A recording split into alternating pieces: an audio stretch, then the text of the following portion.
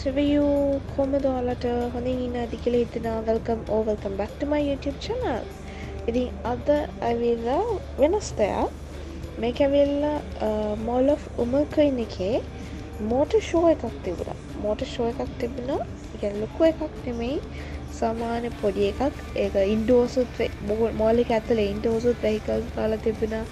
එතකොට outdoor parking area එක යාලා හදලා තිබුණ පාකින් ලොට් එකත් කාස් වීකල්ස් දාන්න. ඉතින් අපි අහම්බෙන් තමයි එතෙන්ට ගියේ. බ්ලොග් එකක් කරන්න හිතාගෙන ගියෙත් නැහැ.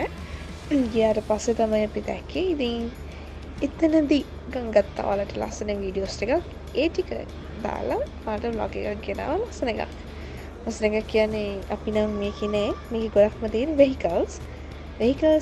ඔයාලට ආසයි ඉන්නවා නම් මේක බලන්න.